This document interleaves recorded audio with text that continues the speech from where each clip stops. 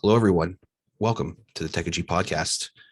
As you may or may not know by now, we are a podcast that deals with retro computing, gaming, and the vast landscape of the modern and futuristic. If at any time you like what you hear, or just don't really hate it, go ahead and subscribe. And I'm going to need everyone to do something for me. Every single person listening or watching, close your eyes. Pretend that you're climbing to the very top rope. Ricky the Dragon Steamboat is down in the middle of that ring. Look out at the crowd, listen to them chant your name, and deliver the most devastating elbow drop on that like button. Ooh, yeah, brother. Techegy podcast. What's up, guys? Hey, John. What's up? I was getting way too into that one. I thought maybe you were taking acting lessons there for a second. No. Well, so the thing is, I have like this opening script and I have it typed out, but I've changed it so many times that it's like in broken English now. So I have to fill in spaces and come up with stuff while I'm reading. And with those glasses on, I thought you were getting ready to break out into a version of Crocodile Rock or something, I'm more of a Benny and the Jets kind of guy. So I did it backwards. It's Pinball Wizard. Pinball Wizard fits the podcast. Oh yeah, there you go. Pinball Wizard. That's a good one, Mike. I keep seeing MM's shirt and it says Red Genesis, and I just keep thinking of the band Genesis. So the Sega Genesis, the Book of Genesis. Book of Genesis. Bill Collins. Yeah. Yeah. So what's everybody been doing since we talked a little bit over a month ago? Not a whole lot. Just cool. Playing with my CV and collecting more cartridges. So following some projects that are happening in the CV world. Yeah, some of which we'll be talking about tonight, right? Yeah, some of which we'll be talking about today. Cool. So also I don't know if everybody Amazon came out with this it was like a 15-inch giant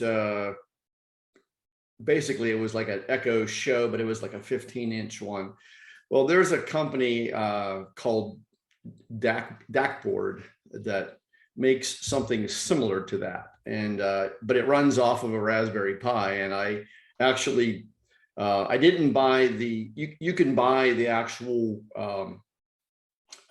screen and the Raspberry Pi if you need it, but they also sell the DAC board image that you can purchase off of a micro SD card, and you can just pop that into a Pi and a monitor of your own. So I've been working on getting that up and running, and I'll show you when a little bit later in the thing, if there's time, I'll show you the website so you can see what I'm talking about. But that was the other thing that I was delving into recently. So that's about it for me.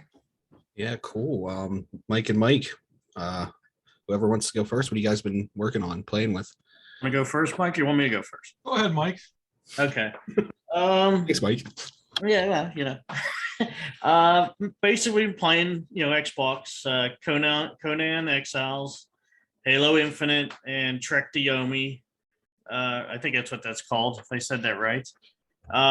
Trek to Yomi ain't too bad. The fighting isn't too technical. It's pretty easy, but I like the art style and everything. And then also I've been messing with my Radio Shack Color Computer 2. I bought one of them Coco SDCs, and setting it up, I realized the guy that sold it to me must have loaded just about every basic game and image of every cartridge on there. So that's what I've been doing. Yesterday I was playing baseball, Frogger, Galaxian,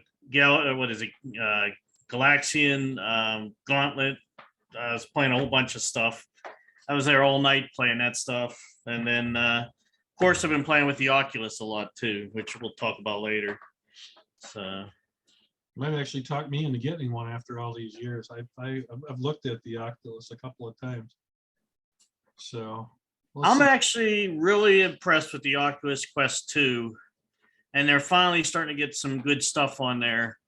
That's really impressive. And Hey, I'm part of the metaverse now. What can I say? They have all my information and everything else, so you Great. might as well become part of the metaverse. So, I feel bad for anybody that stumbles on Mike in the metaverse. I'm sorry ahead of time. hey, I've already had a guy from Europe come up and he was really nice. Come up and asked if he could talk to me. He says, we were watching like a movie, and he come up and he says, "You mind if I talk to you?" I said, "No, I don't mind." And we went back and forth, just talking about where he lives, what he does, what I do, and stuff. And he's a real nice guy. So I friended him, but I haven't seen him on since. So, Bored him to death. huh? Bored Well, him the to problem death. is it was 4 a.m. for him when it was like 10 at night for me. So who knows if we'll ever come across each other again. So Cool. Well, I guess it's my turn. Let's see. I bought one of those little Coleco Pac-Man machines yesterday. It had the battery adapter, which none of us had, back in the, what, that thing came out in 81. I had one back in the day. I sold it. It had a problem with it. And so it was kind of cool to get my hands on one again. I do need to restore it a little bit. There's a guy on, I think it's Make It Old New Again, one of those Facebook groups that he actually redoes the decals for those, and he does a really good job. They look like they're originals. So I'm gonna do that. I did buy a few of Albert's Atari Age games. I got what was a Wizard of War, the new Ladybug that they just came out with, Ladybug Arcade, and Venture Reloaded is what it's called. And man, they look good. They do not work in a Retron 77. You actually have to use Atari hardware. And what else? Oh, a little bit of Xbox. I did a little more of Tina. I kept on calling it Tina Turner, but Tiny Tina's Winter Wonderland or whatever it's called. It's basically Borderlands with her talking all the way through it. So I don't know if that's good or bad. I like Tina Turner, that name better anyway. They should license her likeness and make it a downloadable DLC character. I mean, it is kind of like Thunderdome. Think about it. The Borderlands games are kind of like Mad Max in some aspect of it. Yeah, yeah. definitely. The only thing I want to add is that if anyone listened before and anyone remembers, I was playing Elden Ring, like taking up my entire life. I have finally beaten the game on my first playthrough. It's all right.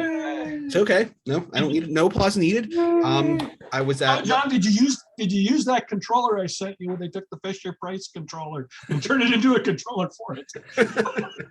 I didn't. I'm not that OP. But I did. I was level 317 with 346 hours in the game. So a lot of time in that game, and I miss it already. I've been playing some other stuff. I got my PS5 finally and got it hooked up. So that Horizon's Forbidden West, I've been playing a little bit of that.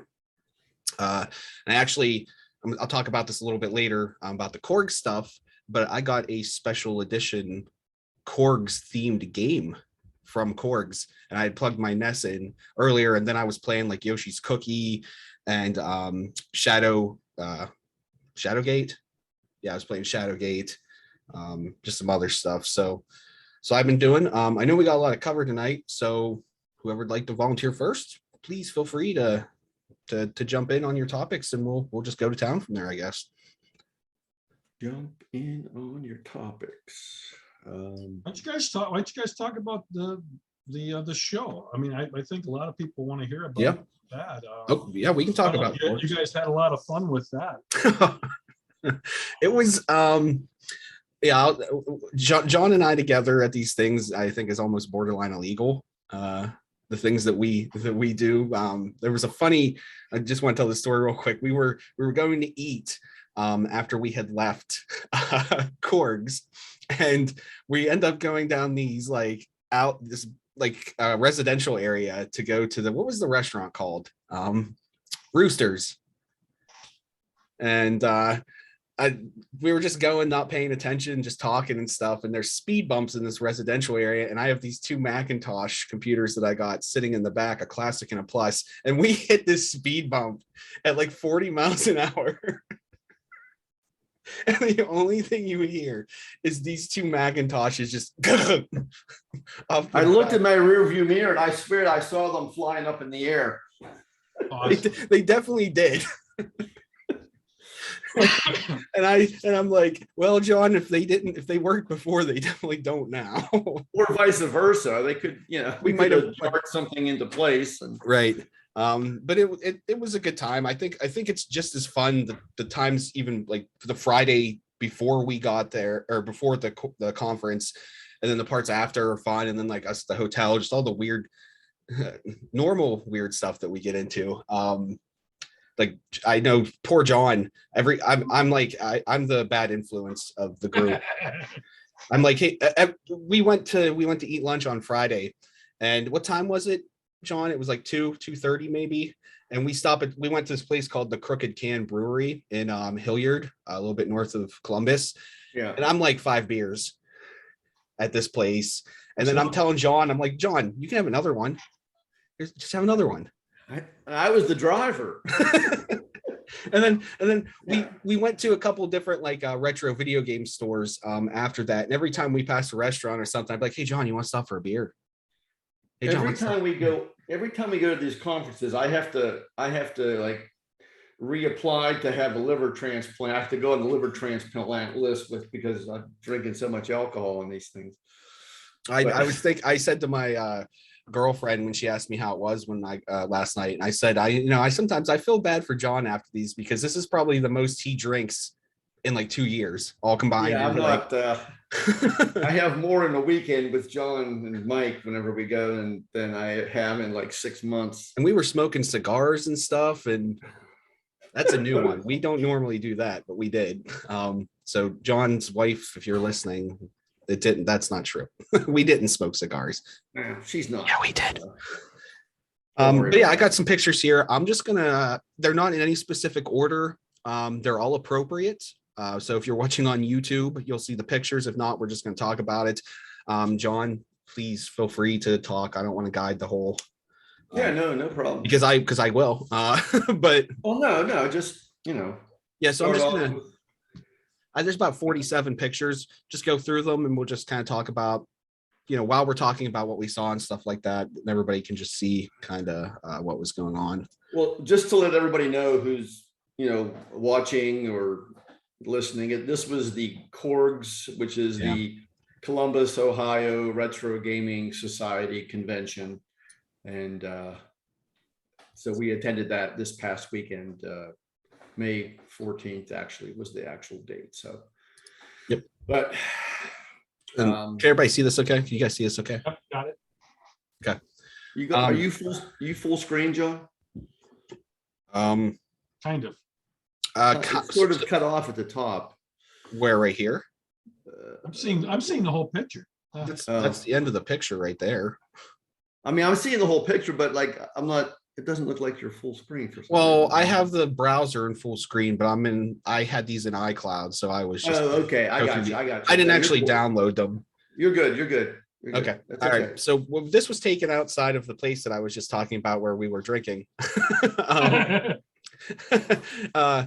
And that's where there's like a little water park or something. And I don't even remember why I took this picture, but I did. I think I was there's just looking to see if anybody was passed out there, but no. yeah, well, there almost was. It would have been me.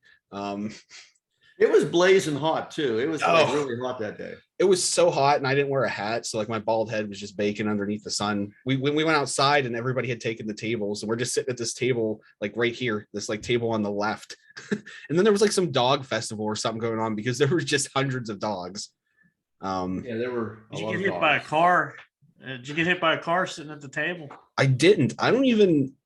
Why did they have a like it looks like a traffic lane right next to the tables?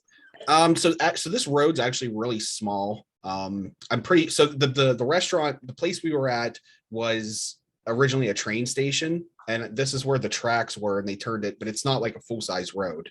I see. And like the platform that this table's sitting on is literally like just probably 2 feet from where I was standing. So the road's very tiny there. You fit smart car through it. Maybe. It was an upscale part of Columbus. Yeah, Hilliard's fancy people town. So I'm not sure why we were there, but which where we ended up. When I looked up the food, we had tacos at this place. This is the inside of the Crooked Can Brewing Company, but there was like a big open area that had like a couple different restaurants you could get food from. And this was one place we stopped after. It's called the Warp Zone, not to be confused with the Warp Zone in Pennsylvania that we've talked about before. Don't tell Carrie that I actually kind of like the logo for this one better. It just looks cooler, and it's got like some Japanese text above it. I'm assuming that's like the translation of Warp Zone, or maybe it's like an inside joke and it's something really crude. I don't know. But it was smaller. It was kind of about the size of like your standard GameStop, but the guy that worked there was really cool, and he had an entire box of boxed MSX and MSX2 games, which you don't see very often. And I bought 2 MSX games. Problem. He was basing his prices off of what things sold for on eBay, and when we went to check prices of stuff, some of the stuff that was listed had never sold, so he didn't know what it was worth. And I was like, well, what if I give you an offer? And he was like way up there, like 500s, and I was nowhere near him on that. Maybe they are worth that, I don't know. To me, they're not. So but I spent $100 here. I got 4 games, I think, and I got them down on a couple of the things, but you'll see those in a later picture. Probably should have put those in order, but I didn't. But he was cool. Oh yeah, that's oh my god. Well, there's your new profile picture. My mom would kill me if I put that on Facebook or something. Gosh. I was afraid he was going to catch his beard on fire. Well, I ended up with. It looks like it. Boom! It looks like it went off. It was one of those. It's like the cartoons. I tell you what, though, that was after we ate, but we had like the best pizza and wings I've ever had. Oh my god! Yeah, from this place called what, Mugsy's? It was Mugsy's, and it looks like the kind of place that you're going to get into fights with people from the outside, because it just was like a gray box. Nice. Yeah, with one door. But it wasn't like that on the inside. One door, one back door. It was a very mixed crowd. There was, groups of people, friends. There was guys, women, young people, older people. And they had a nice outdoor area where people were like playing cornhole and stuff. An outside bar. That's where we were sitting out there at night. I don't know what time this was taken. 10:18 p.m. is what time that was taken. Yep, there you go. On Friday the 13th. Friday, yes. Yeah, I didn't even realize that. We had no bad luck that night. So no, we did. The Penguins lost. Oh yeah, that's right. Yeah. From our standpoint, we didn't have. So the one before this was that was my I I do this every time I go to these things. They give you the tickets, and there's like the ticket and the receipt, and you're supposed to keep the one side. I always accidentally put both of them in, so I had to take a picture of my tickets because I put the receipt in first. But it worked out for me actually. So this is 8-Bit Millie. There he is. That's him, the back of him right there. Yeah, the back of him. The back of him. There's his prices actually. There's you were asking about his Adam. What's that say right there? I can't. You have to zoom in, John. Whoa. There you go. He's really zoomed in. There we go. 250. 250, yeah. Yeah, 250. Yeah, that's actually not bad. I don't think so. No, because the one guy, there was the guy that John bought the Macintoshes off of. He was trying to get rid of. He had an Atom, and he was trying to get rid of it. It was like it was like trash, and he wanted 180. And he goes, I don't want to take this. I don't want to take this back. He goes, give me 150. I'm like, dude, you're gonna have to come down to like this guy. This guy was haggling with us with something we didn't even want. Don't you love that? He just kept going lower and lower, and I told him I just bought one like 6 months ago, man. He's like, well, tell him what he did. Tell him what he did whenever you came to pick up your computer. So he had those 2 Macs untested, listed for what was it, 80? Yes. And then he dropped it down to 60, and I was like, all right, whatever, I'll take them for 60. I mean, like I said, if they don't work, I'll turn them into something. I can use those shells. But I got them down to 60. I gave him cash for it. I'm like, I'll come pick it up when we leave because they're not the latest thing in the world. And I didn't want to have to haul them around or go the whole way back out to the car because we were parked like way down the road. Sure. So it comes time to go to the end, and I go over and we're standing there. It's like, does he not remember us? Or so finally we get his attention, and I tell him, hey, I'm here to pick these up. He's like, somebody already bought those. I'm like, yeah, it was me. No, no, no, no, no, no. It was somebody else. No, it was me. And I don't know if he was joking or not, but he seemed serious at first, and then maybe it clicked in his head that it was us. But you know what? I did. I posted on the Ohio Retro Fans Facebook group everything that I got, and he commented on the photo, and he was Oh, like, did he? "Yeah," he said, "Glad to get rid of that." He was very anti-Apple at all, like even old Yeah. Apple. He just wanted Wow. rid of it, and I'm thinking, I said to John, if you hated it that much, how did you end up with it? Yeah, right. Like maybe he bought like an estate sale or something. They were in there. I don't know, Yeah. like a big But- box, but But I mean, it was like everything was it was trash. The box looked like it had gone through World War II or something. yeah, the Atom was not in good condition, and we don't even know if there was the parts and stuff in there for it, because remember, he was just thrown in the box. He's like, I don't know, whatever's in the box. You know, I don't recall. Was there a print? I don't think There a was, printer yeah, there was a there. printer. Was there a printer there? Okay. Yeah, there was So a printer. I don't know what condition it is. Mine isn't in very good condition either. It's not like Millie's. The one he had right there was in very good condition. Well, he's got there was a picture he took of his office where he had a stack of those. So, and he knows how to pack them. Geez, didn't he do like a 30-minute video on how to pack a Yeah, something? I mean, Yeah. it's and it's sad that people have to do that, but geez, I bought a ColecoVision. That I saw when I saw his video, I was shaking my head because I had won an auction on a ColecoVision that needed to be repaired, and I mean, I swear the guy took gift wrap paper, wrapped it around it a couple of times, threw some old newspapers in, and then shipped it. And it barely fit inside the box. So I got lucky that the ColecoVision, the casing is not super brittle. It's not like an Atari. An Atari, especially a 5200, if it takes a hit, it's going to crack. It's very, very light. And I've had that happen with some people when I bought them on eBay. But in the ColecoVision, they can take a little bit of a hit. So I got lucky because the case was in decent condition. Just the stickers were waterlogged. So that might be a conversation at some point, how to fix a waterlogged Coleco sticker. So yeah, definitely. But you can see he definitely knows how to use a shrink wrap gun. So oh, no, I'm impressed. That's a talent, you know. That's a talent. I mean, obviously everything he was selling was in, top-notch quality. He didn't have any there was no crap sitting there at the table. I forgot I wanted one of those little ColecoVision keychains, and then I never got one. I forgot to pick one up. But he had some games too. He had the ones that he sells on his website.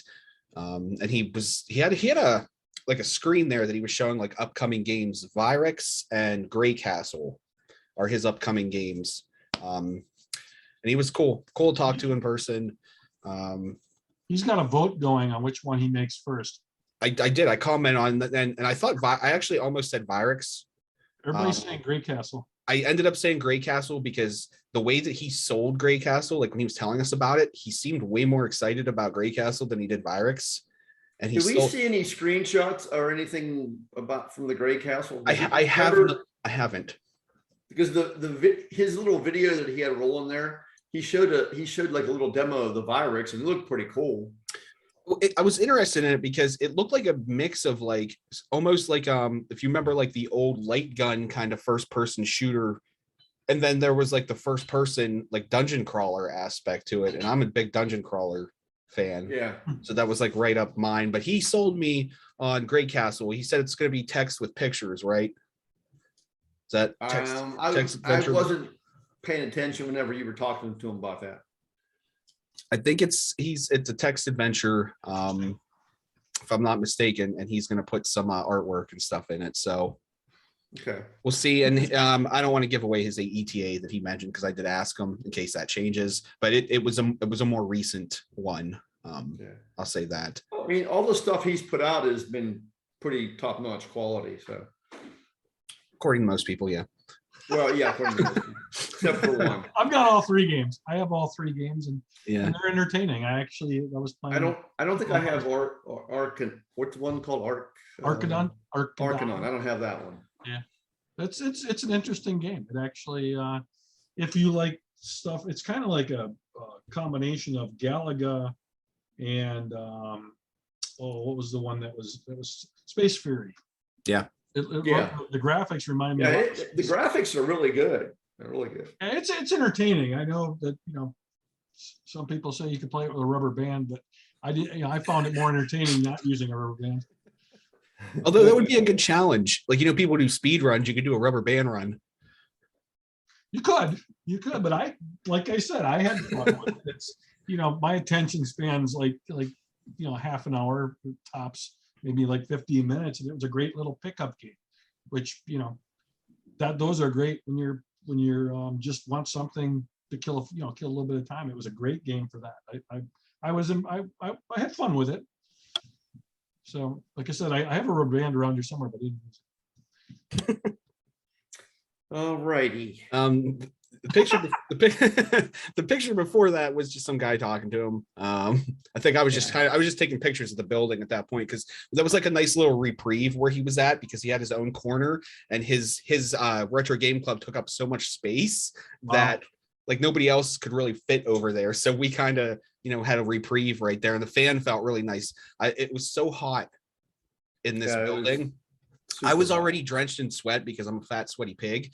Before we even got in the building, I was drenched, and then I got worse in the building. And when we eventually left, it was so much cooler outside than it was. Go to the one in Georgia. Can you imagine how hot that would be? Oh my gosh. Well, it's Atlanta, and I'm definitely not going to Atlanta. I'll stay away from that one. That was Yeah. The only thing was these fans were kind of nice, but they were also huge, and if it would break off, it would have killed many people. Is that a basketball arena? It's called a sports complex. That's the markings are basketball, but I think they do soccer and stuff, like indoor soccer and that here too. I was gonna say, if somebody makes a long pass, it hits one of those, that'd be nice. Hey, John, what size is this compared to the Cleveland one? Is it bigger? Which one? You're talking about the one that the CCAG, the Cleveland Classic Arcade and Gaming Show? Yeah. I think the CCAG is bigger. Okay. And honestly, if I had to compare this CORGS to TORGS, which we went to TORGS last year and not CORGS, John and I talked about this for a while in the car. I don't think we really came to a conclusion about which one we really thought was better. The only thing I said was TORGS was definitely bigger, and they're both in Columbus. So TORGS is in November this year. I don't know if John's going. I think I'm going to go. I think I'm going to go to if they're in Ohio, I'm definitely going for sure. And there's a new one called Final Boss Con that the guys with Torgs are helping out. And it's in Rio Grande, Ohio, which is down near the West Virginia border. So that would be closer for you guys coming from Pittsburgh. That's in July. What did we say, like an hour away or something, right? Yeah, or an hour and a half, probably. Hour and a half. It's a little bit further. Doable. It's a little bit further down than I thought. It'll be further for me.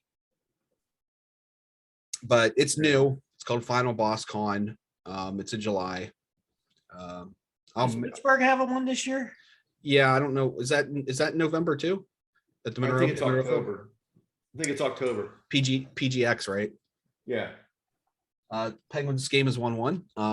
Yep. Hey, you're not supposed to say anything. This was just some artwork.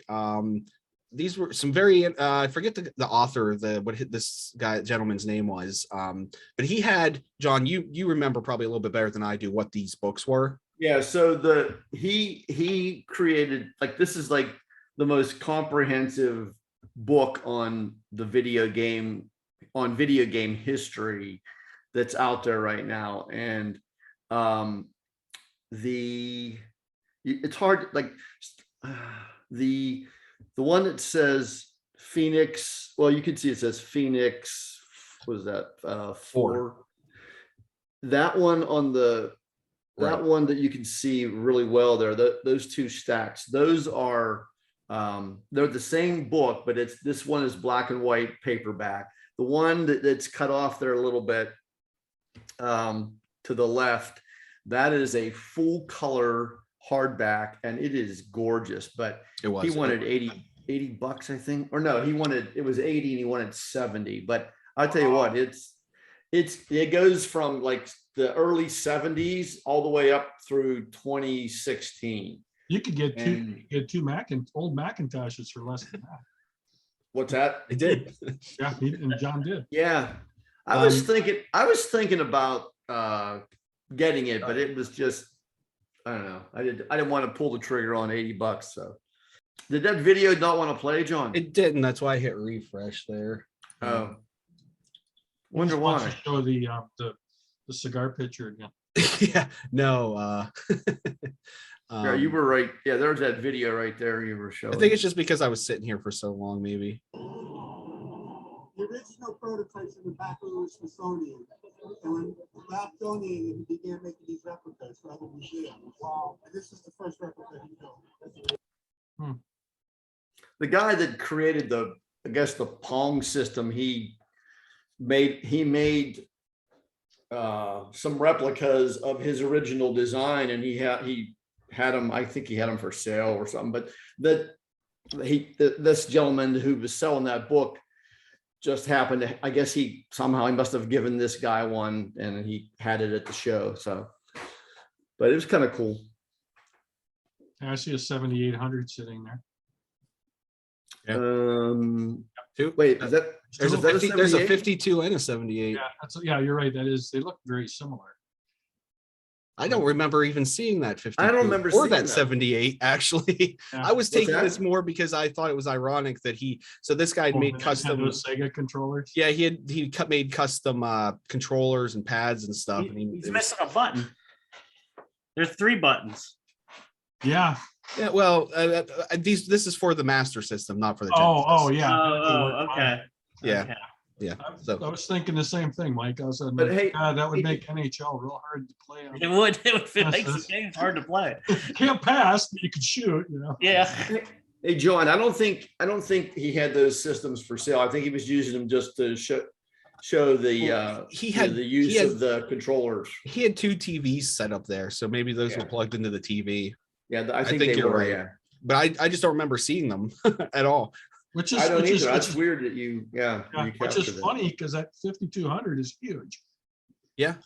Well, I know when I took this picture, I was like standing over at the corner and I had the phone like held out down over the table. So I probably couldn't see it where I was standing. It was probably when I took the picture, it was there.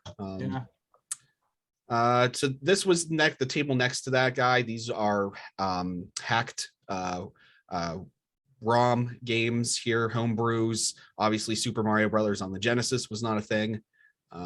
He was selling all kinds of stuff like this. I own some things like this already, especially on the Genesis. There's a big like hack community where people take Genesis games and they'll just put different sprites and stuff in them or change them a little bit. He had a whole table like that of this stuff. What were the prices typically on the hacked ones? Just out of curiosity. I can't see it with the picture, but I just Most of these ones sitting here were about 50 to 60. I'd say the range was probably about between 30 and 60. That's not bad. That's not bad. Not bad, but I don't know. I'm guessing he didn't actually make these games. He was just putting them on the carts because, like, if you go to eBay and type in Super Mario Brothers for Genesis, you can get the cart for like $15. Oh, okay. Yeah, I've never really looked at that for the Genesis. I was just kind of curious, but it looks like he's got the box and everything. So maybe.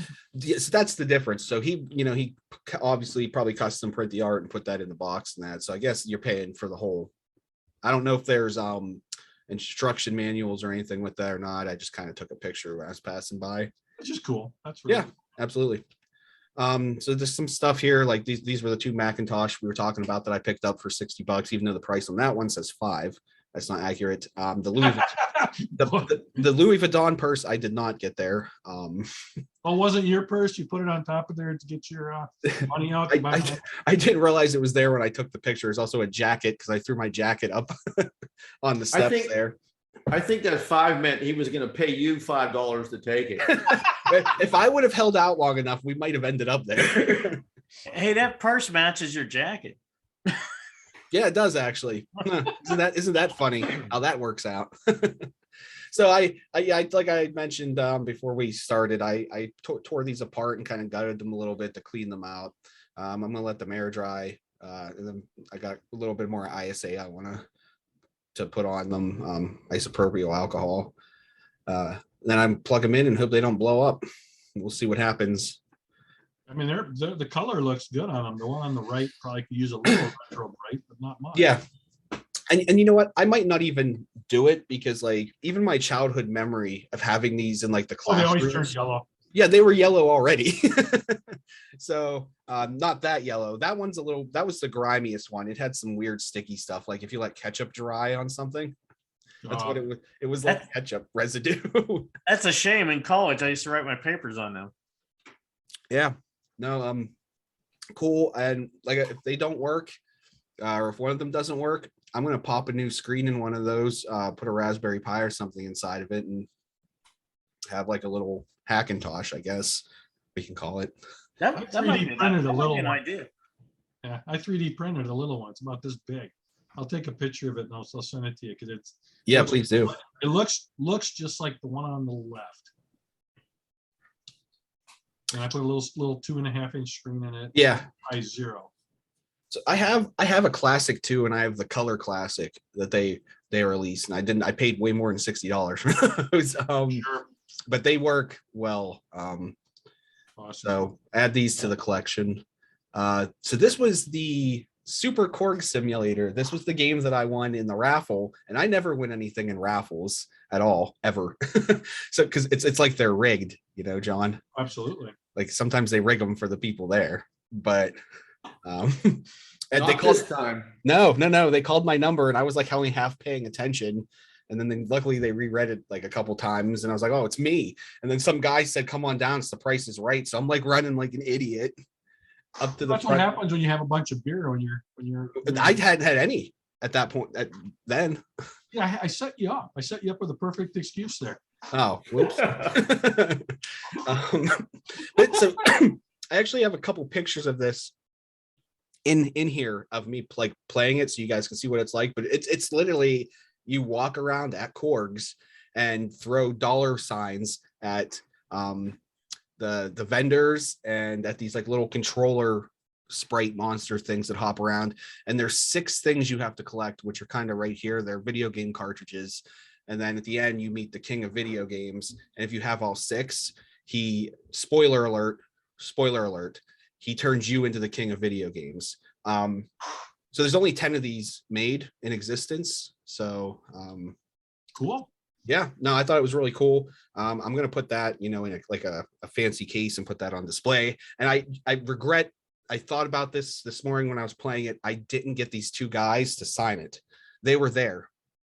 John, Brian, can you play that in virtual reality too? Looks like there's no. So the Brian Burke and Alan Files made this in 3 months, like in their spare time. And I should, why didn't I not have them sign this, John? We talked to them right before we left. Well, that guy was too busy wanting to go buy that Atom. Oh yeah, he was going to buy the Atom because you told him about it. What's did. funny, He like did. He stood up. in the game, it mentions like there was some reference to the Coleco Atom. Yeah, there is. I think I took a picture of it actually. So when we get there, you'll see it. It's coming up.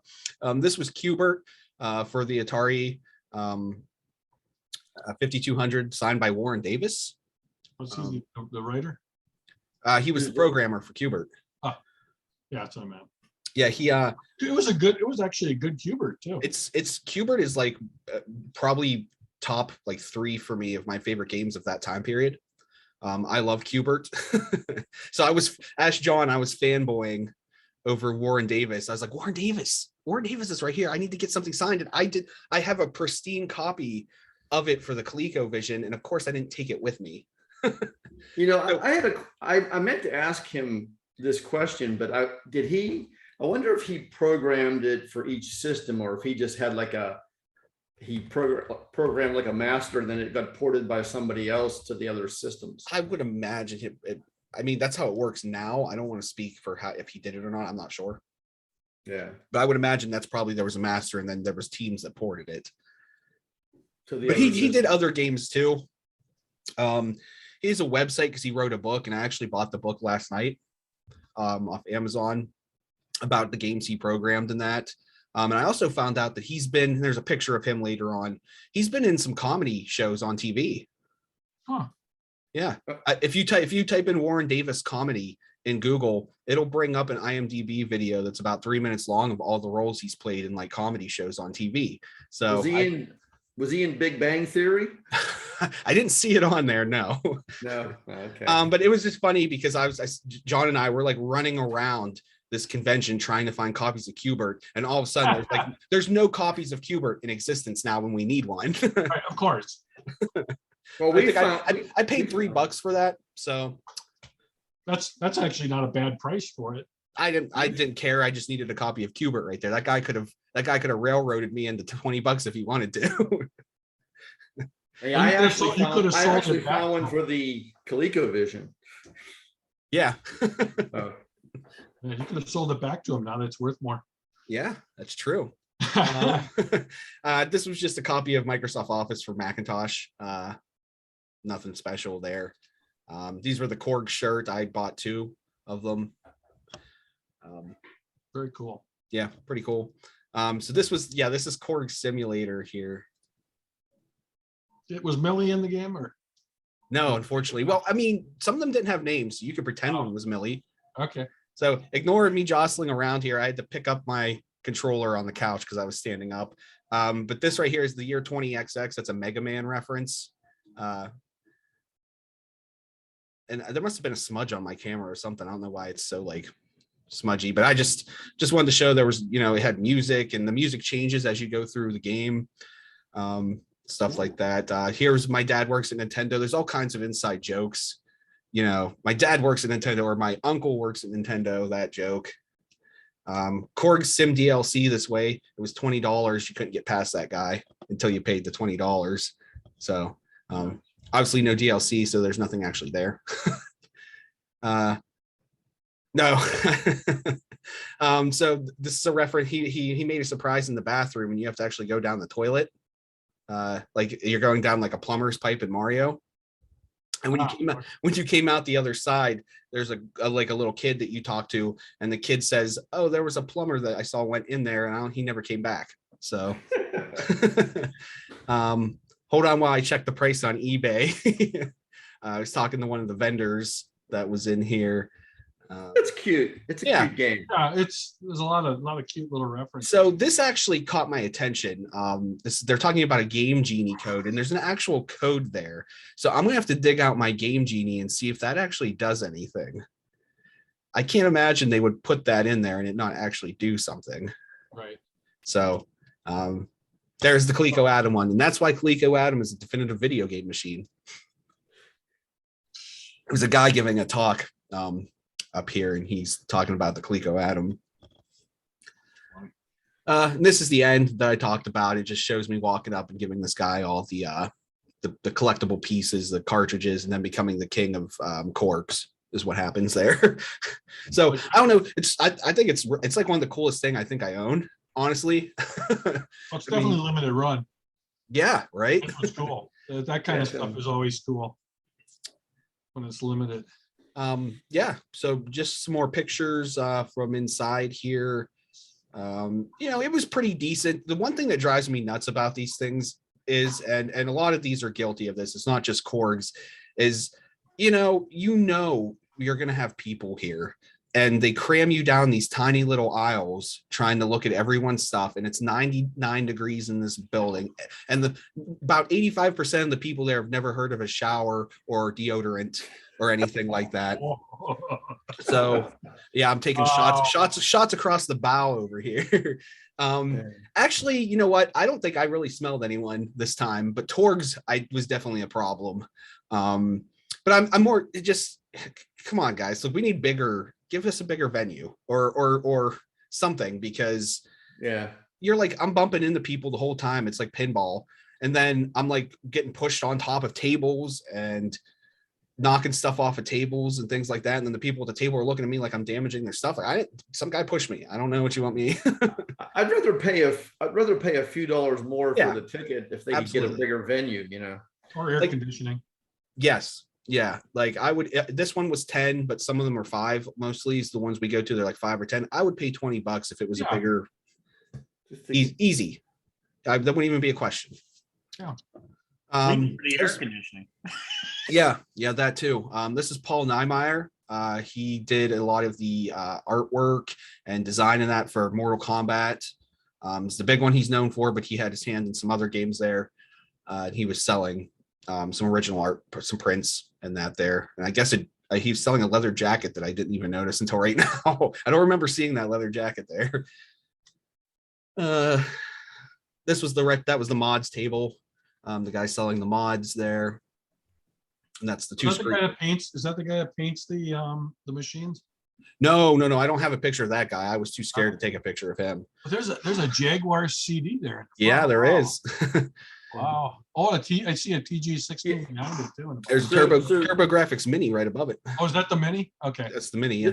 Yeah. So this guy makes them all himself, custom controllers for different systems. He was Oh, really okay. he was really nice. I think John, you were talking to him, and I was kind of taking pictures Yeah. and stuff. And I Yeah, heard he you was talking to very him. He nice. was cool. Yeah. Yeah. Oh, this was another podcast that was there that I was trying to pick a fight with, the Televisionaries podcast. It's actually a very creative name. I like that name. Yes. They've been around for a while. Yeah, I've listened to them before. Yeah. Which I don't have a picture, and I regret not getting a picture with him. But if anyone's familiar with John Riggs, he has a YouTube channel. He's pretty well known. I was standing there talking to John, or whenever he was looking at that brown box, and John Riggs had his table right next to him, and I kept hearing this voice, and I'm like, I really recognize that voice, but I was so focused on like taking that video and the pictures of John with the brown box. I stepped around and I looked up and it was John Riggs, and I just said, "Oh shit, John Riggs." He's like, "What's up, man?" And I was like, "Well, I feel like an idiot because I'm standing here staring at you, but it wasn't like turning in my head who it was." They're just some games, nothing special in this picture. Some people look at that picture and go, "There's shells I could use." Well, yeah. Millie wasn't on the hunt for shells this time. No, this was just Warren Davis's thing there. No, there's the other games: Us versus Them, Joust 2, Exterminator, Terminator 2, and Revolution X. I've played all of those games actually. Yeah. So have I actually. Yeah. Very cool. That's him with. Our signed cartridges. Oh, look Yeah. at that. I have to put that along with it. to prove Well, it. it was funny, John, and this was my fault. I should have said something, but it was so hot that maybe it was, and we were sweaty. Maybe it was good that I didn't. But when I said, "Can we get a picture?" I meant like all three of us with it, like all three of us. Oh yeah, that's And- okay. Oh, but I yeah, think- him and 2 cartridges, same difference. Yeah, well, I think he started to stand up, and John, you handed him the cartridges, and I was like, "Oh, that's fine, whatever." Yeah, I didn't care. That's all right. It's cool. It's fine. Yeah. Hilarious. He was a nice guy.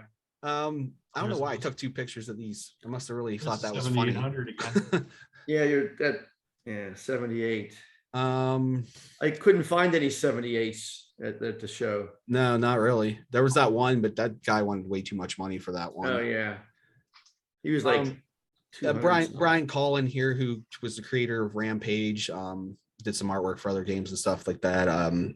What's the General Chaos game series? Yeah, he was. Is this the guy that did Rampage? Yeah. Is he the programmer too? I don't know. He had, well, you can see he has listed there too. He just says game creator. 'Cause I think he was a guy I met down at the FX Replay in Pittsburgh. Maybe he was very talkative. Yeah, no, he's a nice guy. if it I mean, him. he was, anybody that had a camera out, and I didn't record him. I was just taking pictures, but he right there, he was actually just at people. He was just like, everybody asked me questions and record. That's basically what he said. He was, I'm pretty he was sure giving that's an him. interview away. No, I'm pretty sure that's him because I have a picture with him. Yeah. That was down on FX Replay. No, but he was literally just giving away interviews. He was just having people throw questions at him, and he's like, just record anybody, just record me. Yeah. So he liked doing that. So hey, there's Millie. There he is. There you are. There's William. John asked him for a picture, and that's what we got. So Awesome. yeah. This was the Torgs Expo. By the way, if anyone wants to buy tickets to Torgs in November in Columbus, if you do it within the next month, you get 4 entries into win a Nintendo Switch or a PlayStation 5. If you sign up for their mailing list, that gives you 3 entries. So right there, you can have 7 entries. I do the math in my head. Oh, there's me and my sweaty back. John, I didn't know you took a picture of me when I was talking to this guy right here. Oh, were you? That was that guy who was asking me about the PS5 stuff, and I was like, I don't know. Oh, yeah. Like, I don't know. It's probably around here somewhere. Go look. He heard you say PS5, Well, he heard- and he's like, "What about?" He heard me talking to those guys, and he was asking me about PS5 stuff, and I'm just like trying to slowly like walk away. I think this is just kind of like a video tour. John was walking down the aisles and just kind of filming what was going on in there. It doesn't look good blown up like this, but there were some people doing cosplay, and that guy's dressed up like Seth Rollins, the WWE wrestler. Okay. Yeah, that's what this is. Just another video like that. This is the CORGS simulator they had over on the wall. Right before we left, we were over talking to those guys there, just finding out what it was. So whenever I go to these places, it seems like there's always the same 5 or 6 Master System games. Every single time, it's the exact same ones. And this was one finally that I'd found that I didn't have. So I picked it up, picked up Dungeon Master for the Super Famicom, Princess Quest for the MSX right there. And then this Deep Dungeon Adventures, which is a newer MSX title. Is that a collector vision title? I know that Princess Quest. I want to say Princess Quest. That says, well, yeah, Princess Quest is definitely sold on the Collector Vision website. Yeah. Yeah. But this one says Trilobite, so I'm not sure exactly who. I guess I could pull out the insides and look at the paperwork with it, but I haven't yet. And then, of course, I picked up the original series movie Blu-ray set. Very cool. You got a good deal on that. I did. It was it $30? I think. I think it was 38 or something. 38 or something. Yeah. Yeah. So we had a lot of fun. I mean, we always do. I always look forward to these, going to these things, just because I don't see Mike and John a lot as much as I used to. And then it's fun for me to go and just be like the bad influence on them. So no, I had a good time, John. I've been talking a lot, so I'll let you, if you have anything else you want to add or say about it. No, I think it was the only thing I didn't, for some reason, these conferences can never figure out how to get people through the line to get into the place. We waited about at least 30 minutes, maybe longer, to get in the door, and so it was just a little frustrating from that standpoint, because it was like blazing hot out there, and we were like sweating putty balls before we got inside. But yeah, they're just, every time we seem to go to a show lately, it just seems like it's not very well organized. And then when we got to the front, there's one woman taking money or doing the credit cards, and then one woman putting the wristbands on. It's like, come on, folks, at least have a couple, Right. maybe one girl doing cash, one doing credit, and 2 people putting wristbands on. But that was a little frustrating from that standpoint. But other than that, it was pretty good. I enjoyed myself. Yeah. It wasn't a whole lot of ColecoVision cartridges, but there was a fair amount of Coleco hardware. So especially for Millie, yeah, of course. Seeing less of the cartridges. Well, Millie keeps buying them all up, and hey, we're trying to get him on here. Be careful. Hey, John and I had this devious plan. We were going to buy like about 3 each of his cartridges and unwrap them, and then we were just going to take them apart and just say, "Here, we'll give you back. We want the shells. We don't care about the printed circuit board. We'll give that back to you." Wow. But then we would never get them on the podcast. We talked about that plan for far too long and probably laughed far too much about this. It was just like this stupid little thing between us the whole time we're in there. Well, I mean, when he came to the Pittsburgh one last year, that was his whole objective, was to buy up as many ColecoVision cartridges he could. Because he was getting ready to release Crazy Climber and Turmoil. Yeah, right. So he was looking for cartridges for those. Yeah, but he wasted a lot of cartridges that people didn't have. They weren't like just the common ones. You know, Yeah. he ripped apart Burger Times. You know, I still don't have Burger Time. Yeah, I mean, like I always come back to it with Atari. There was, there's millions of copies of Combat out there, and I think Albert has where you can actually send him cartridges and he'll give you money off of when you buy his games, because the ones I picked up, I got in last week, they actually are, you could tell they're original Atari shells. I mean, Yeah. and quite, yeah. Like I was saying to you the other day, Mike, why don't they just 3D print them though? I don't, Yeah, I mean, it's it's so easy to do that nowadays. it's very, very easy to do. I got an Uno cartridge, which is like a Harmony, and it's 3D printed. It works fine. I mean, I can buy Sega cartridges for like $3, 3D printed from somebody else. Yeah. Yeah. Yeah. I mean, I'd love to ask Millie where he got his backer ones from, because those look like the ones that Cote is using. The little mini, I don't really like the mini ones, because when you stick them in it, you don't have, it's a little harder to get them into the ColecoVision. They're cute, but they're only about this big. So when you stick them in, only about that much hangs out.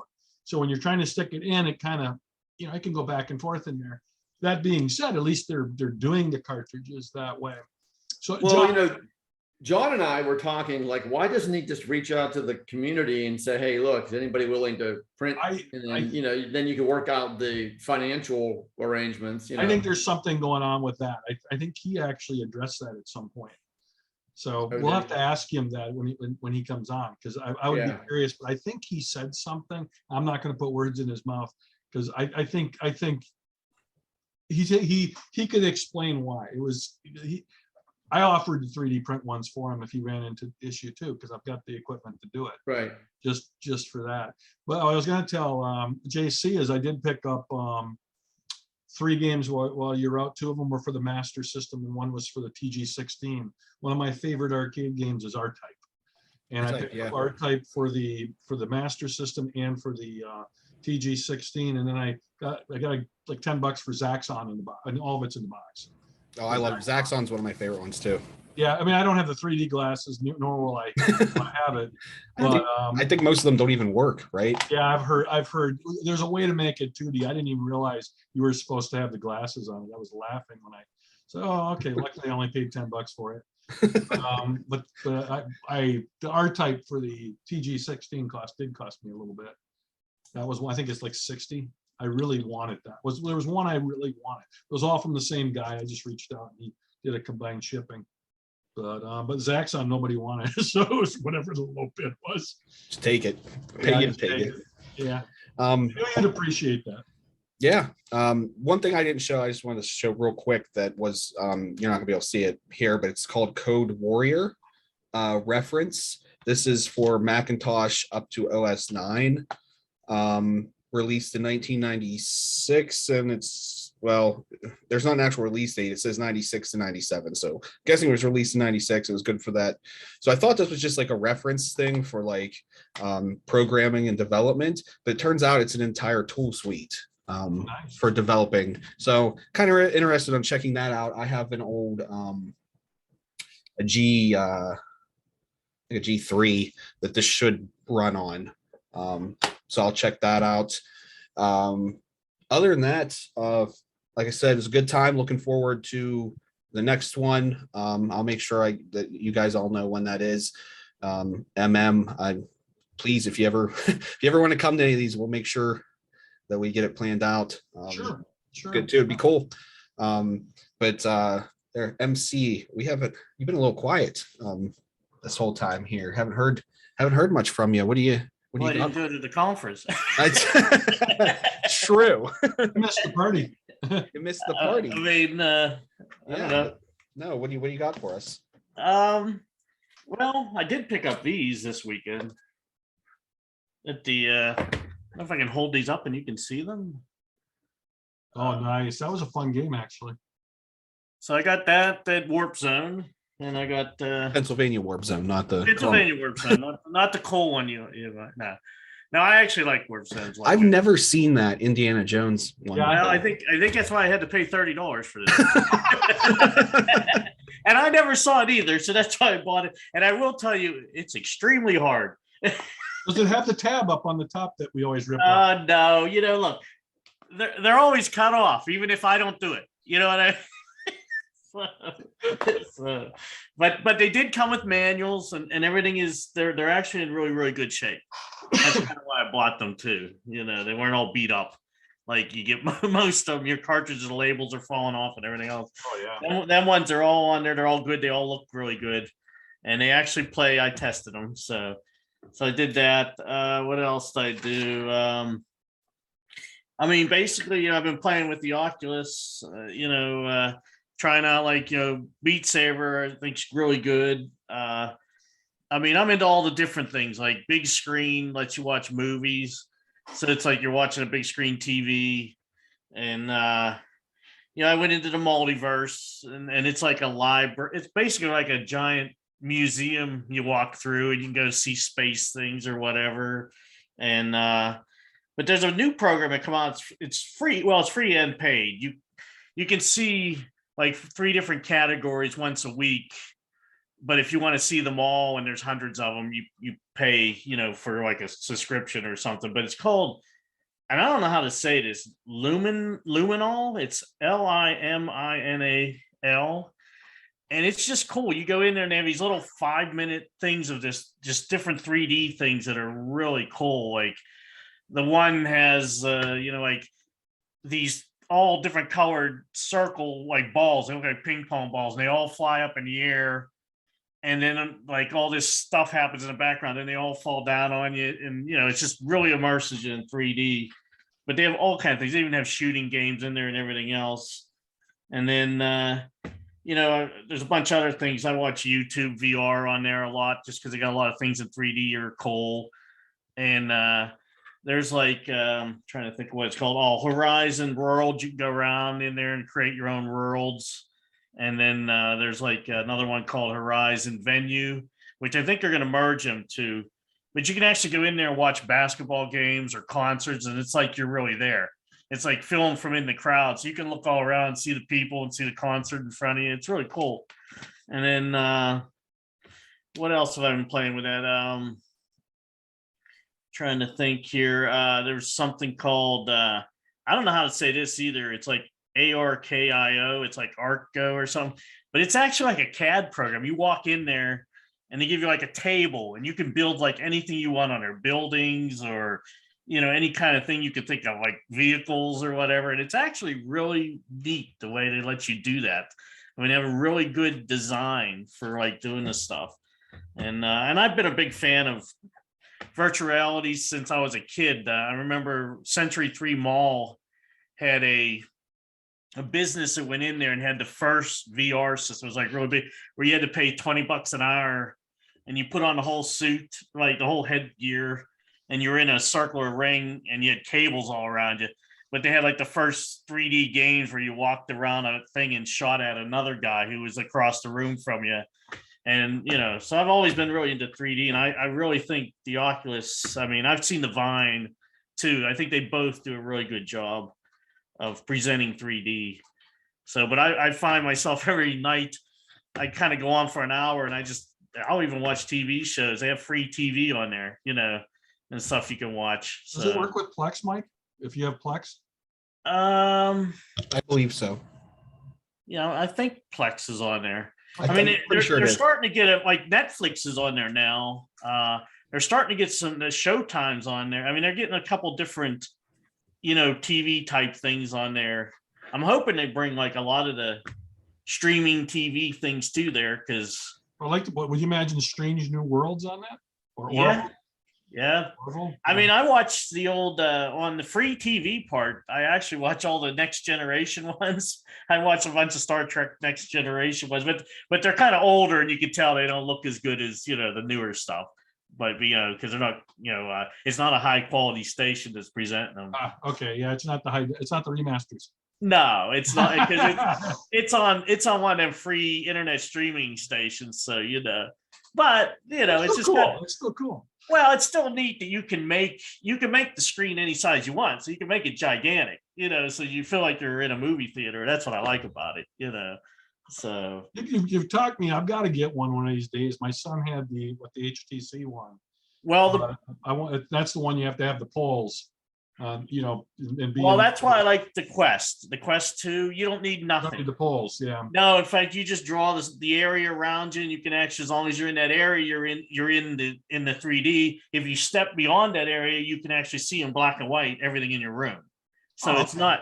So it's nice. Like if I get dizzy, I can just step out of it or something, which I don't. I've never got dizzy from 3D, although the rest of my family does. but if you get dizzy, you can step out, and you're just you're watching like black and white of your room.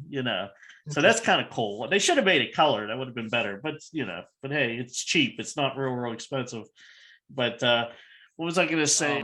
There was something I was going to say, and I forget now. Wow, of course, I always forget something. And it's gone. Oh no, I was going to say no. Big screen. If you do get an Oculus, we can both sit in the same room and watch the movie on the screen, which is cool. I've already done it with my other friend Mike.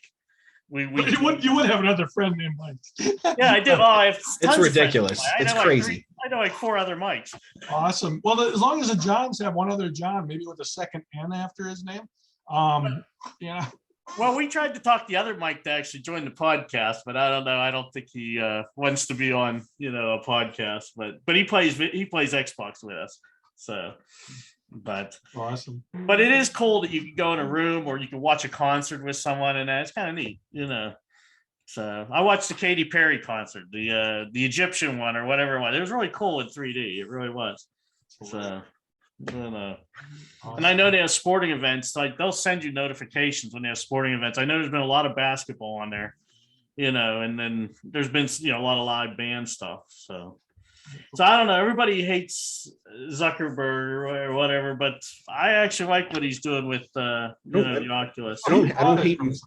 Huh? He bought it from somebody. He didn't develop it. Right? Well, right. He bought it off, but he's putting the money.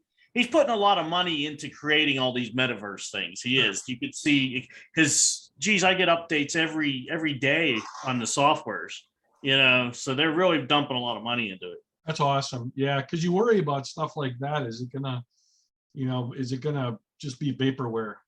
Well, here's what I don't think, because the one I agree with you. I don't think so. Well, I mean, the one, I think it's the metaverse one I go into, you can actually go into a town, and it's a city, like going downtown where there's tall buildings, and people are actually buying out. They actually they rent it monthly for a building's bottom, and you actually walk in their store and they're selling stuff in the store. Wow. So, and you know what? You go through this town, you wouldn't believe how many people are doing that. I mean, you could buy your own and sell your own goods through the, metaverse, basically. That's hilarious. So Millie could get on there and sell his cartridges out of his own high-rise building. He could do crazy climber up the building. Well, and then, yeah. He can open his own rubber band factory.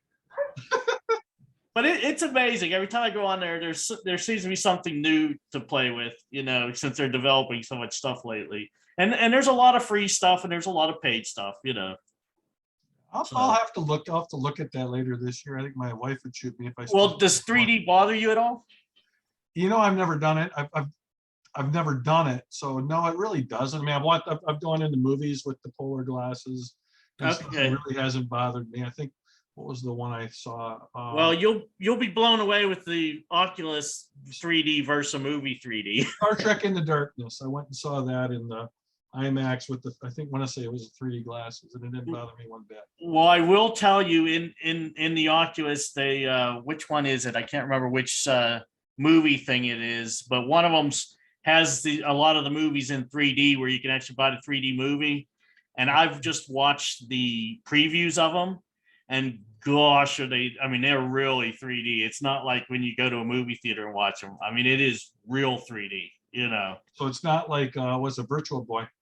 Yeah, no, you could see multiple layers back, not just like that two, like you got the foreground and the background. You can see multiple layers, So That's awesome. That's awesome. But yeah, we're getting there. it's getting really good. Someday it'll really be in, where you won't get sick and it'll be really impressive. I mean, there are a few things I could get sick on, you know what I mean? Because the fast motion, the real fast motion, like shooting games and that, you could get sick on if you're in there too long. But but you get used to it. The more you do it, the more you get used to it. So, not to change the subject, but I just found a 128 gig Samsung micro SD card on my floor. Awesome. I don't know what that's from. it's probably one of them where someone throws it down there with a virus, so you'll stick it in your machine. In my house? I don't It'd be know. me. I'm social engineering myself in my own You gotta house. put a mask on before you put that in your computer. Hey, the only other thing I wanted to talk about, and this goes back to when I was a teenager, probably 18 or 19. Microsoft came out with, and I put this wrong in the notes, John. It's Microsoft's 3D movie maker, and it was really meant for kids. And I mean, if you want me to show you a picture of it, I could put that up on the screen. But let me share the screen real quick. I'll just try to. I don't know if I can. There it is. Here it is. I don't know if you guys can see that, but basically, you could actually make a pretty neat 3D movie with this. They had different towns and different places like in 3D, and they have all kind of characters and cars and that.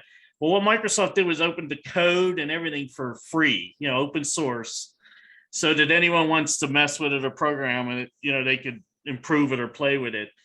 I actually think it'd be neat if someone would make it for Windows 10 and add some stuff to it, and maybe make it a little better graphic wise now. But it was just neat to learn how you could actually make like a really pretty good movie as a kid in it.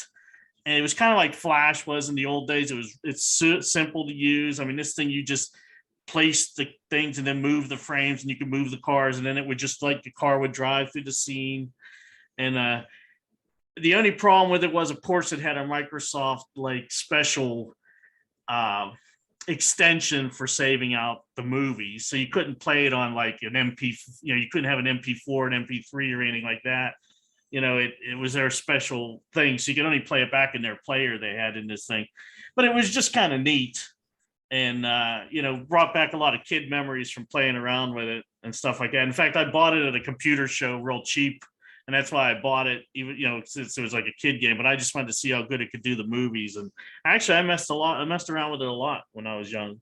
So, but it's out there. Hopefully, some programmer will mod it or something. The fact that somebody actually asked for it hopefully means that they're going to use it.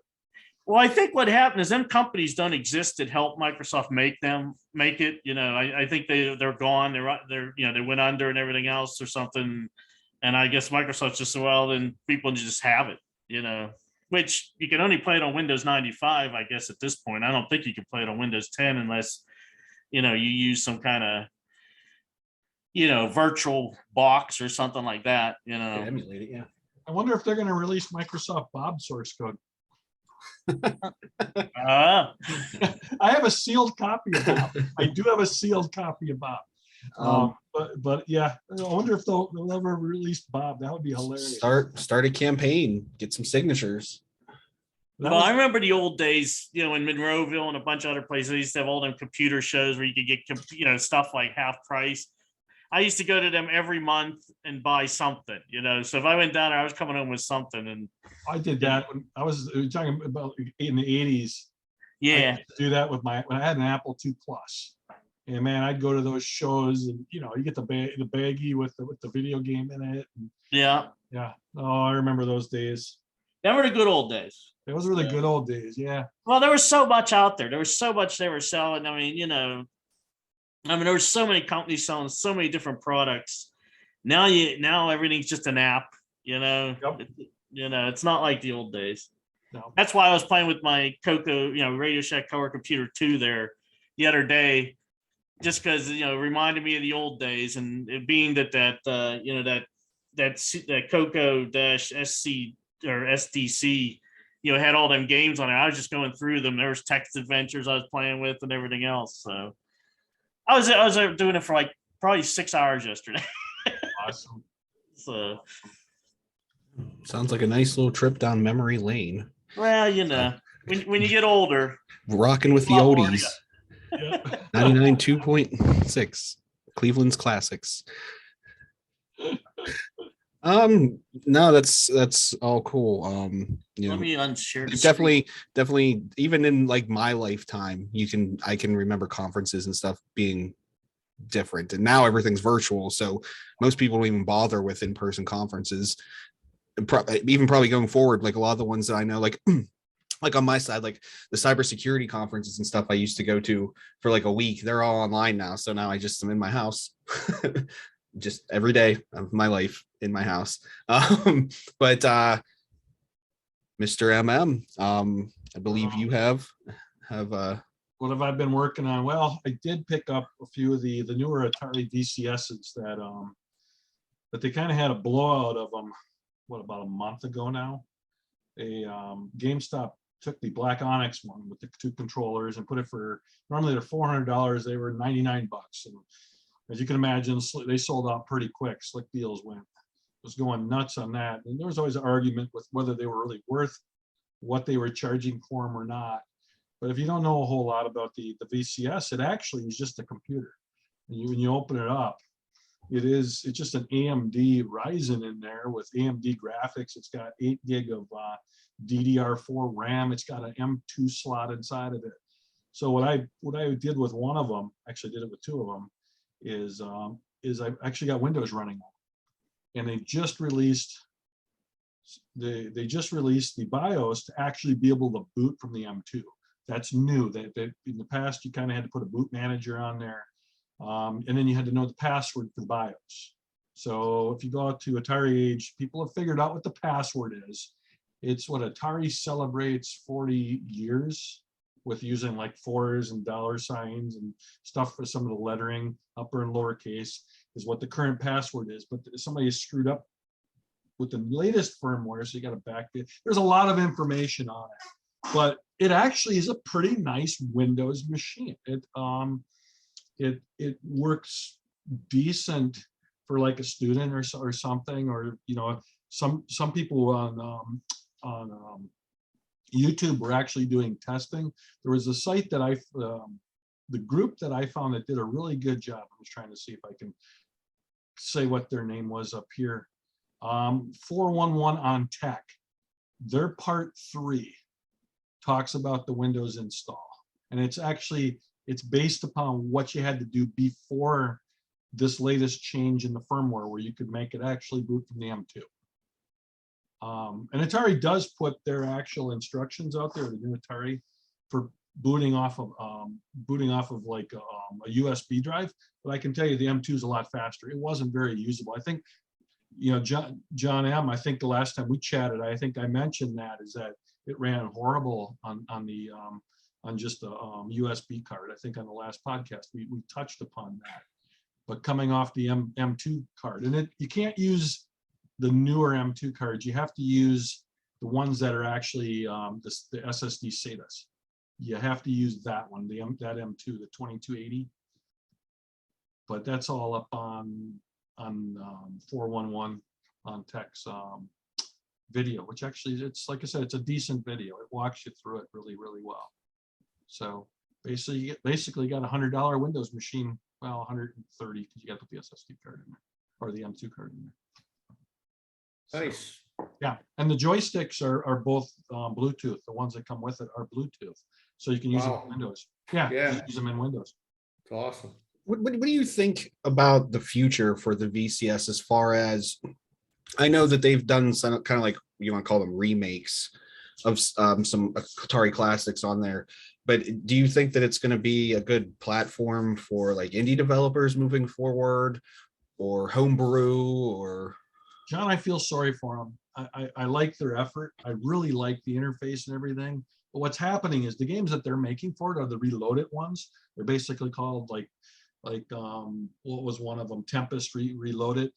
And they're good games. They're fun, especially if you're a fan of the older games. The problem is they're releasing those also on PS5, on Xbox One.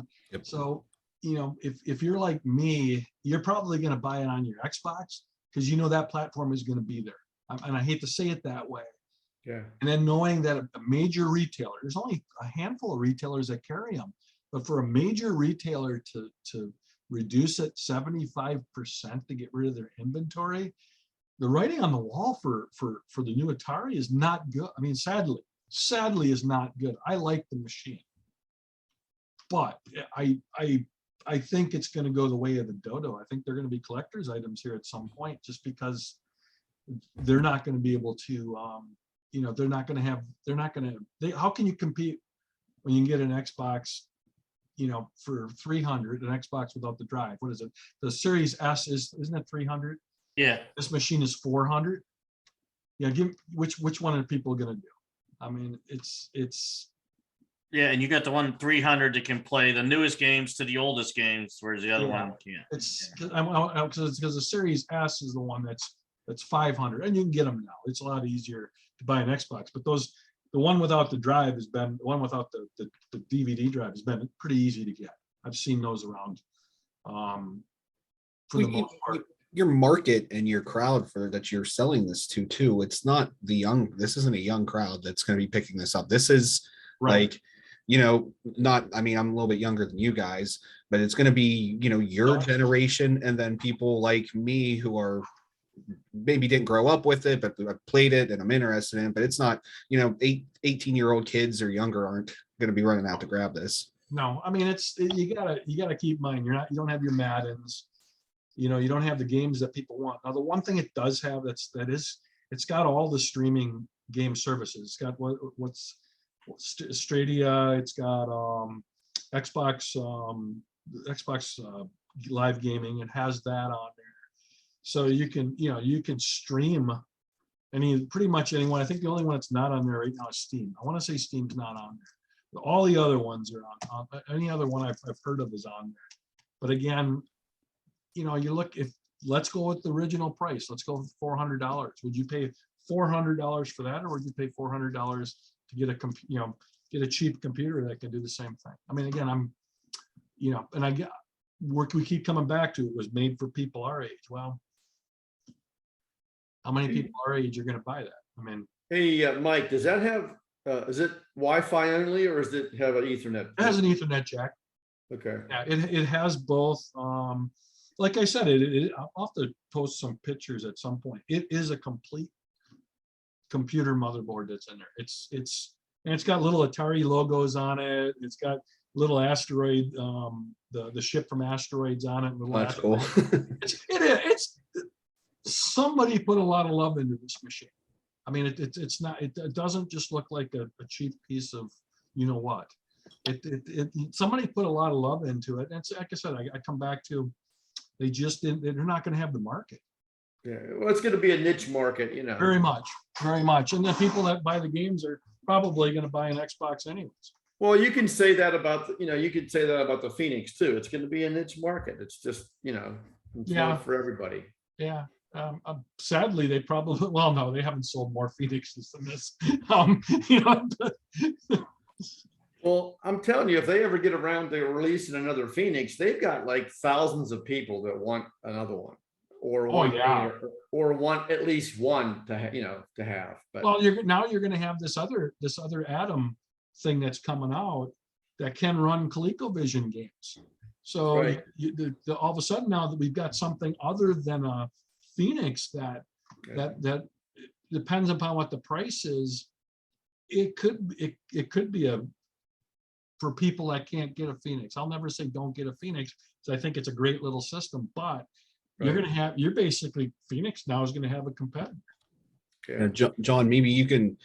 Well, that's a good segue. I was going to say that was a very good transition right there. Yeah. But I was going to because it's so. Yeah, go ahead, John. Just so everybody knows what Mike was talking about is there's a new ColecoVision / Atom project out there called Atomation. Now, I should also state that it's not just for ColecoVision and Atom software. It is going to, the way it's being designed, or the way at least we've heard about how it's being designed, it's going to be able to run MSX and MSX2 software or games, and also I believe SpectraVision and a few other systems it's going to be able to run as well. So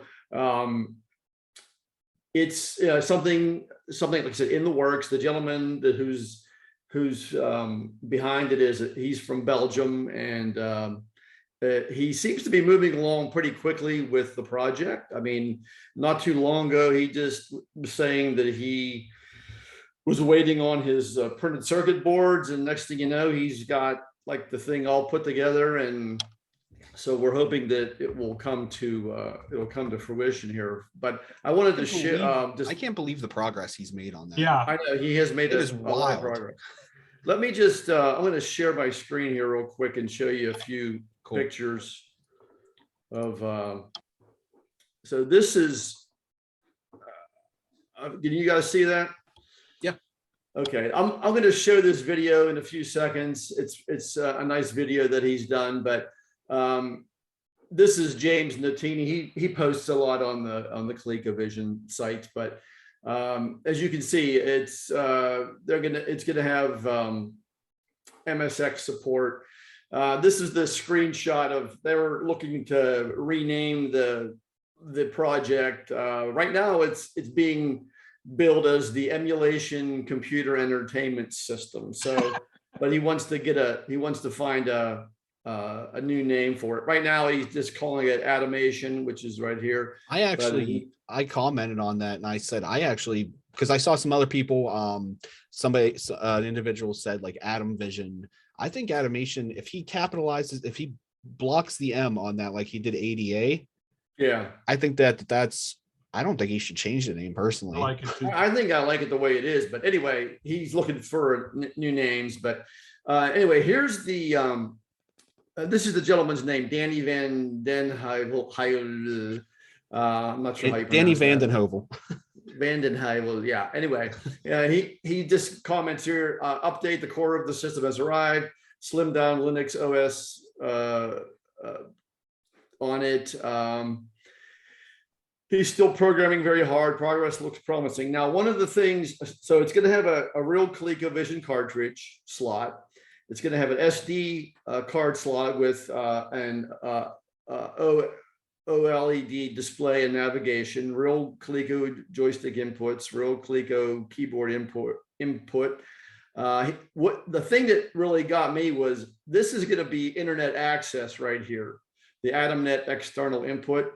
So that's going to be neat to have a system like this that came out before the advent of the internet, and now it's going to have internet access. John, it's really could be a really amazing thing with that feature. Obviously, you can put the games on an SD card and put them on there, but think about the developers, or even if not the ones just giving it away for free, but if there's developers selling, you could theoretically have servers and stuff set up where you could purchase these games, and it would just be like you were doing it with the Xbox Live Store, or right, exactly, whatever it would be. Yeah, and the one nice thing is it's open source, running the Linux software. So what does it say here? The new age Atom computer built into this tiny enclosure, ready for you to get your hands on. Real hard and software emulation at super speed, quad core Intel processor, Linux Light OS, super fast emulating. And here it lists Atom, ColecoVision, and MSX. Now, MSX, a lot of the ColecoVision stuff was ported over, not a lot, but there have been several titles that were ported over from the MSX side to the ColecoVision. So that makes sense there. But I think I have one more slide. They're both Z80 based. So yep. Yeah, I'm trying to think. I think I have one more slide that mentions. Oh, here it is here. So I've never heard of some of it. Like there's MSX1. I've never heard of the Sword M5. There's Memotex, MTX, SpectraVision, Hanimex, Pencil 2, Tatung, Einstein, SG1000, and SC3000, and Creative Vision. So it's got more than just, oh wait, that's the wrong one. I'm sorry. I'm on the wrong slide. Ignore that. Yeah, those are all those are all the Z80 processor systems. So theoretically, all those should run on this. Yeah, ignore that last slide. That was, I mean, that last picture, that was something else I wanted to touch on too.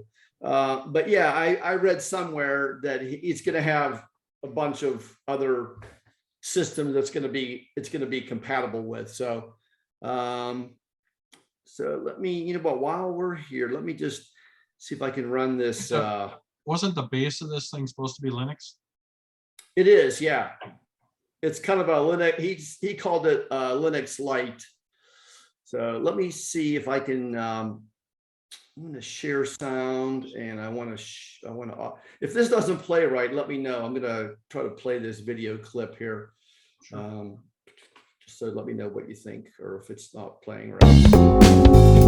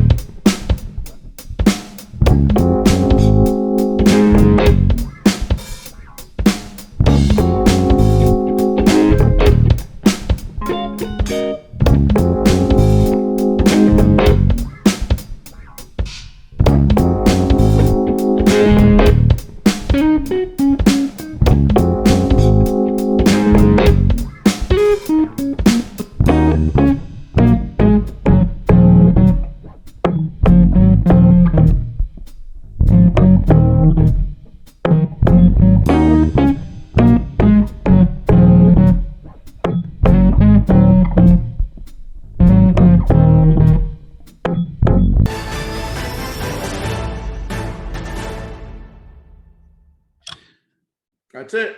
Just want to add in real quick for anyone listening to the podcast. If you're confused, I'm going to cut out that and only leave that in for the video so that people listening aren't just listening to that music. Makes sense. That if you looked at the last pictures, I'll add something we were talking about before the podcast. Is that there are Arduinos on there. You could actually see them in the cutaways. There was 3 of them on the top of it. Yeah, I saw that. Yeah, it'd be interesting to see what they're doing with those. I mean, it's gonna be open source, so we can. It looked like a Raspberry Pi at first with them on it in the beginning, and then it got modified there. Yeah, it's like I said, that's brilliant. It's genius what that gentleman has done. It's gonna be very cool to get one in our hands, isn't it? And if you notice the back of it, it had 2 Ethernet ports. It had a USB-C. I'm not sure if that was for power, and it also had an HDMI out. I believe, and there was a couple other ones. I wasn't sure what they were, but yeah, I'm hoping this thing comes to fruition. So yeah, it's impressive. It's what the very cool. John, where'd you say it was from? Europe, though. The guy, the main developer he's in Belgium. Yeah, we're gonna try to get him on a podcast. Like John said earlier, to see if he can explain everything on the podcast. So. But yeah, it again. I assume he'll sell to America. In other words, what's that? I said I assume he'll sell to America. Then, I would imagine. Yeah, I would. No, he said he would. He said he would. I posted something on. Asked him how he's going to sell it. If I can find that, I'll share that with the group. But I would imagine he's going to do a Kickstarter or a Indiegogo. He's doing it weird. He's doing it kind of different. He's going to do it as. He's going to give you a parts list and just give you the stuff and say, this is all you got to order. He's going to do a parts where he sells you all the parts. You put it together. And then the third one, I think, was completely together, test it and working. It's weird how he's doing it, John. 'Cause I asked him, because I was thinking the same thing you were, but no, he's gonna sell it as kits or just give the plans away, basically, is what it sounded like. Wow, Yeah, that's amazing. yeah, that's why I said this is really cool. I'll see if I can find that. I want to say it was up on Mark and Millie's Facebook group, the Adam Yeah. one. I want to say it's up there. But yeah, he came right out and he said it from the horse's mouth. Well, I just hope a certain who doesn't squash it to death. So. The entity. The all ethereal entity. Yeah, no, it's again, it's I hate anybody that squashes creativity, and what this gentleman is doing is pretty impressive. If you go, you look at just that video, and he's actually, it's beyond, that's not a concept. He's got it actually working. And if you think about it, did we really need a Phoenix? But no, but people bought it because they wanted it to work with modern televisions, Yeah. No, and not have to worry about, converting stuff from the original ColecoVision to, having a converter from analog to digital HDMI, go into their TVs. So, well, I mean, think about it. All these other old systems have gotten a lot of love. You look at the Commodore, they've done. Oh, all the yeah, minis yeah. now. You look at the Amiga, they've got it. Adam has never really gotten a whole lot of love. I mean, No, it hasn't. it's this right here is. And you know what? It'll be nice to be able to play, the different Adam games on that kind of a system. Oh, exactly. And they were those games were. I'm not sure if they were. I want to say they weren't too much different graphically, but they had more. What's the word I want to use? Different. They had more levels because they were on the digital data packs, which could store more information and more memory. I mean, the Adam had. And they had, and they did. It had more memory, which is what Millie's little board does. Is it has the same amount of memory as an Atom? I forget what that is. I just know things work. The RAM board. Yeah, the RAM board. I forget how much memory it adds. 32. Is it 32? Yeah, 32. So it makes it an Atom. Yeah. So. But yeah, I mean, like stuff like that, like him making that board. Hey, this is all the stuff people want. I'm not sure they want it, but the fact that it's being made in this day and age from a 40-year-old system is pretty amazing. 40th anniversary. Now that's another debate right now, is what day is actually the anniversary. I think JF said July 28th. People are arguing with JF, and I'd have to stay with JF. Somebody is trying to say August, and I'm just like, you know what? Yeah, I don't know. Yeah, I'm not going to get into that. Supply chains were a lot different back then. I think Rob. I think somebody would know. Sorry. So on on Coleco, I know this right here wasn't something for the people that are a member of Opcode's club. There's some cool stuff coming out this week. For Opcode? What's coming out? Yeah, it's coming this week. He's made. I don't know if you guys saw the announcement. He's decided because he can't get the parts, and because we are in the 40th anniversary, he wants to release some stuff. And he's been sitting on that one arcade game that everybody really wants. It's Donkey Kong Arcade. He doesn't come out and calls it DKA. I think he's releasing that either in digital form. In digital form, and if you buy it, your party, somebody's already asked if you put any kind of deposit down on the cartridge, it works with it. I mean, you're going to get something back. When he does release the cartridge, you're going to get a discount on the cartridge, basically on what you paid for the digital game. It's kind of cool what Eduardo is doing on that. So it'll be interesting to see. But it sounds like some of these games that we've really wanted are going to be coming out. So you're going to need an Atari Max to run them. Did he have any, did you see any pricing for any of the digital games? It's like $30, I think. I think it was. That's not bad. It's not bad, especially if it's Donkey Kong Arcade. Yeah. Like Gyrus, I think. Was it Gyrus? There was another one that I pre-ordered Donkey Kong. Yeah. Arcade. Yeah. I remember you saying that you pre-ordered those. Well, you I know would what love was to nice? have 'em. I just want to play them. I liked what Millie did. You know, if you joined the club, you got the digital copies of his games. That was Got your nice. name in it. It has your name in it. If you look Yeah. at it, it does have your name in it. Yep. So, Famous. Yeah. yeah, Does have nice. your name in it. Yeah. But yeah, no, I thought the opcode stuff was kind of cool. Yeah, I must have missed that He communication. didn't send an email. He didn't send an Oh, email. that explains it then. It actually was up. You know why you guys may not have saw it? I don't know if it was put on Mark's thing, but it was on your other friend's Facebook group. Yeah, I did. I recall seeing it. I had forgotten about it. So yeah. But yeah, I think you're gonna see a lot of stuff like for the 40th anniversary, people doing stuff. So Exactly. No, that was exciting. That was the only thing I forgot to put that on the agenda. yeah, and I actually very think excited. some of that hardware that they were supposed to be producing this year, I think, or not, maybe not this year, but when the pandemic first started, I think they hit a snag with getting parts and chips and whatnot, because they were supposed to come out with the SGM2, and then they had that nice looking controller that had the keypad on it, and all that has like sort of disappeared right now. So Cody, the guys in France, Cody, they're doing a controller for the Intellivision. are they really? Yeah, it looks a lot like the opcode one. They're doing a left hand and a right hand one. Oh wow. It's up on Atari Age. I Yeah. forget what they're calling it. I've told them I want two of them for it only will work with an Intellivision 2 or the Sears versions that you have the removable controllers. But it's a pretty cool looking controller, because I can tell you to this day, a lot of people say the 5200 is the worst controller. I've never been a fan of the Intellivision disc.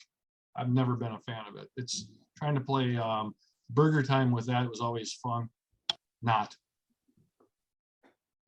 Yeah, I agree. It's not that great. And it didn't improve when the television 2 came out very much either. Oh, actually, it was worse. It was more slippery. Whoops. Yeah. Oh, all exciting stuff. Yes.